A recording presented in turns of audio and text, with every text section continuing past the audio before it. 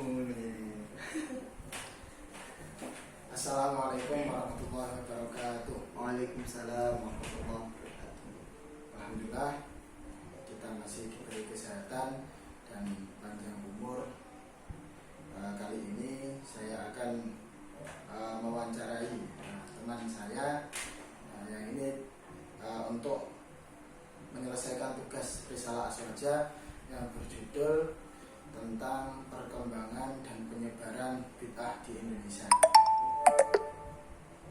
Baik, untuk pertanyaan yang pertama yang saya tanyakan kepada teman saya, yaitu mengapa umat Islam ini bermadhab Syafi'i sampai saat ini? Nah, itu bagian dari mayoritas. Itu bisa sampaikan jawabannya. Langsung dijawab ini ya? Ya, menjawab. Ya. Sebenarnya kalau mengenai kenapa kok mazhab Syafi'i itu menjadi mayoritas, sebenarnya itu tidak hanya di Indonesia saja ya, tapi umumnya mayoritas umat Islam itu juga menggunakan mazhab Syafi'i.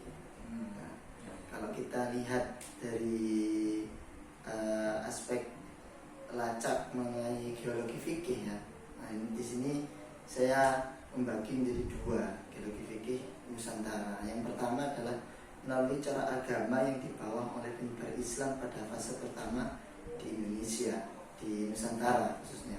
Terus yang kedua yakni periode saat kaum santri di tanah air menyebar di tanah suci, seperti itu.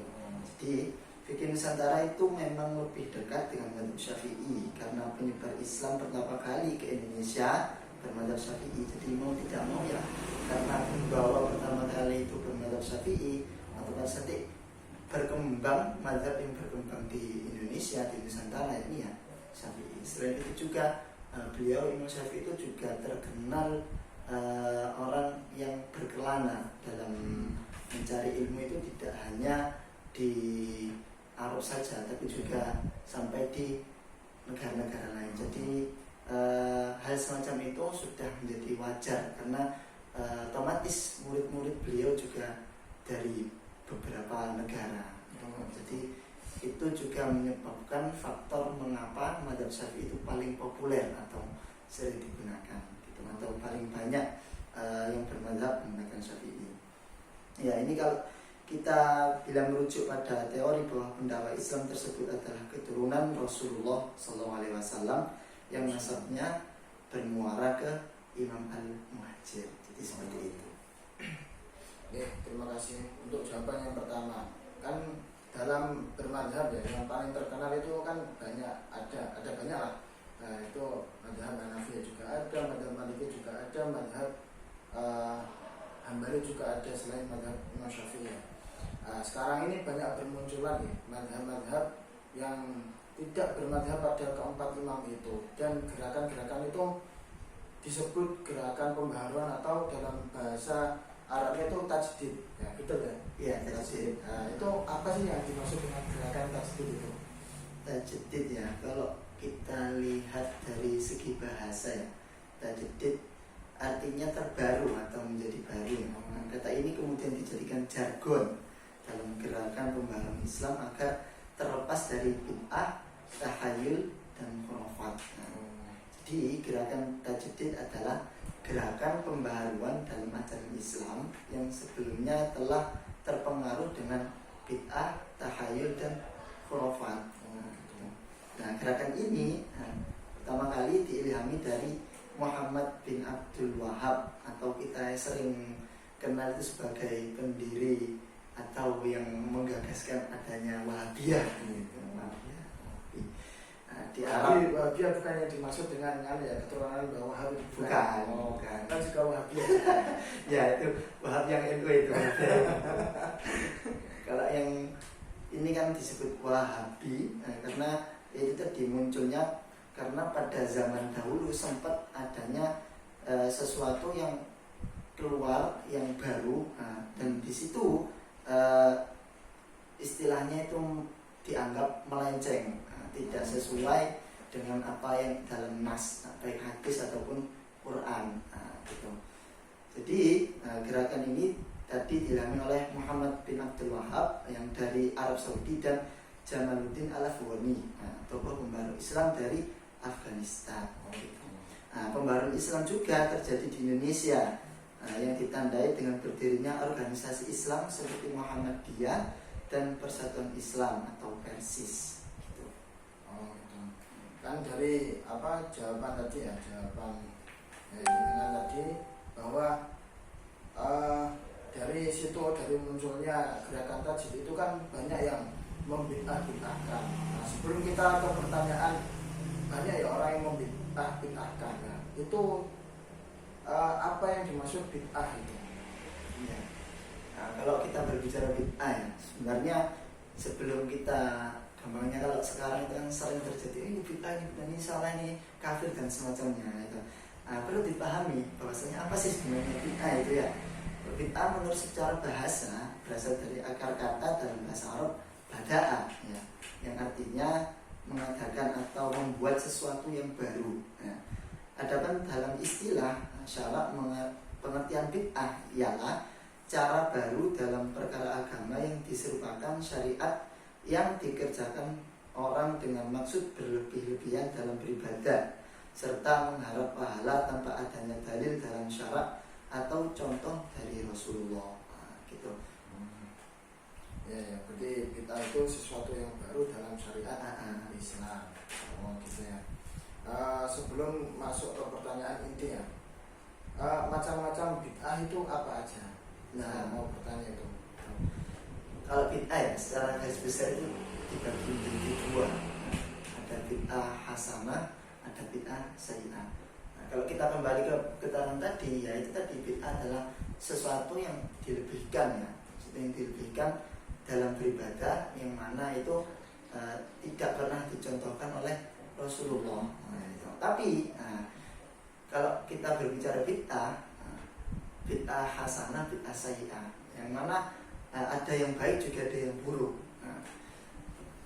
Kalau yang hasanah, bid'ah yang baik, yang di situ tidak menyimpang dari nas, dalam artian masih tersangkut dalam nas baik hadis maupun Al-Quran, gitu, ijma dan qiyas.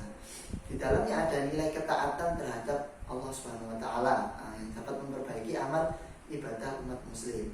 Seperti contoh kan, kalau tarawih itu kan banyak ikhtilaf ya, ada yang mengatakan 8, ada yang mengatakan 20. Berarti yang 20 itu kan melebihkan. Tapi dalam kategori melebihkan itu baik untuk meningkatkan ibadah seorang hamba itu tadi. Itu nilainya baik. Nah, adapun yang sayyi'ah ya, sayyi'ah itu kan kalau kita lihat dari namanya saja sudah jelas bahwasanya saya itu berarti buruk, tidak baik gitu.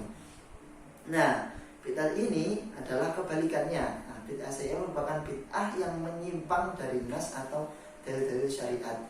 Bid'ah inilah yang termasuk dalam sabda Rasulullah, setiap bid'ah adalah sesat. Kullu bid'atin dalalah. Jadi yang dimaksudkan itu di situ. Banyak dari kalangan kita itu yang hanya mengambil secara besar bahasanya saja, kullu bid'atin dalalah, semuanya dianggap bid'ah. Kalau kita lihat ya emang semuanya bid'ah sekarang, karena perkembangan zaman, perkembangan teknologi juga otomatis nanti akan merupakan perkembangan hal-hal yang baru juga gitu. Bid'ah ini yang akan merusak agama. Jadi yang menyelempang tadi dari nas dan Al-Quran dan hadis, akibat perbuatan menambah atau mengurangi dasar hukum yang telah ditetapkan oleh Allah. Misalnya mengikuti aliran-aliran sesat yang menyimpang dari syariat agama, terutama terkait akidah ya, seperti membolehkan sholat dengan bahasa Indonesia, menyatakan Allah punya tangan, kaki, dapat berjalan atau duduk. Ini kan jelas-jelas merubah akidah. Kalau hal semacam ini ya jelas-jelas itu tidak diperbolehkan. Jadi berarti sesuai dengan apa yang telah dinaskan dengan Al-Quran atau hadis dan lain-lain. Ya, betul sekali. Jadi dalil itu bukan seperti contoh yang iklan sekarang ya. Dalil. Umat ini butuh dalil. Telah hadir dalil. Ya, ini pertanyaan yang terakhir dan juga pertanyaan inti. Nah, bagaimana cara kita menjawab secara metodologis untuk orang yang gemar memvonis bid'ah orang lain. Nah, ini yang perlu diluruskan. Ini pertanyaan paling inti dari wawancara kita ini. Oke. Nah, dalam bidang furu ya, tidak pernah seorang dari para ulama mujtahid itu mengklaim ya bahwasanya dirinya itu yang paling benar. Nah, gitu.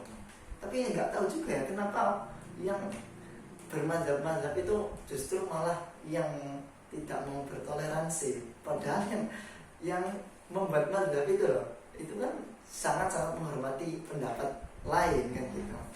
Itu perlu kita melihat sejarah ke belakang ya. Nah, mereka tidak pernah mengatakan bahwasanya mujtahid lain yang berbeda pendapat dengan mereka bahwa Anda sesat, Anda haram, Anda salah. Nah, tidak pernah. Sayyidina Umar bin Khattab tidak pernah mengatakan hal itu pada Ali bin Abi Thalib ketika mereka berbeda pendapat. Demikian pula sebaliknya ya. Demikian pula dengan para ulama ahli ijtihad yang seperti lain, seperti Imam Abu Hanifah, Imam Malik, Ahmad bin Hanbal, Ibnu Al-Munzir, Ibnu Jarir, Tabari dan lainnya. Mereka banyak dalam berijtihad, istilah-istilahnya itu banyak. Karena apa ya? Dalam berijtihad itu kan pasti ada jalan ya, jalan yang ditempuh. Nah, gitu. Otomatis kalau jalan yang ditempuh berbeda, ya nanti hasilnya juga berbeda. Gitu. Jadi hal semacam itu wajar. Nah, mereka juga tidak pernah melarang orang untuk mengikuti mazhab orang lain selama yang diikuti memang seorang ahli ijtihad. Nah, gitu. Mereka juga tidak pernah berambisi mengajak semua umat Islam untuk mengikuti pendapatnya. Nah, mereka tahu betul bahwasanya pendapat dalam masalah-masalah furu itu sudah terjadi pada zaman sahabat, itu sudah terjadi sebelumnya. Gitu. Nah, kita kan secara yang dapat kita lihat manusia itu diberi akal, makanya harus digunakan untuk berpikir. Seandainya hukum itu kaku dan tidak bisa fleksibel ya, gitu. Bagaimana di tempat lain yang mana hukum itu tidak bisa diterapkan? Nah, itu juga perlu diperpikirkan di situ ya. Jadi hukum itu tidak bisa dipukul rata. Jadi ada ketentuan-ketentuannya yang mana ya tetap di situ harus berpegang teguh pada nas ya. Nasnya yakni kalau Ahlussunnah wal Jamaah ya pada Al-Qur'an, hadis, ijma dan qiyas gitu. Ya mungkin itu. Ya mungkin ini sudah dijawab semua dari pertanyaan 1 sampai 5. Yang mungkin kesimpulannya yaitu bahwa setiap pergerakan atau setiap tindakan itu pasti ada sebab akibatnya dan juga ada solusinya, maslahah bersama.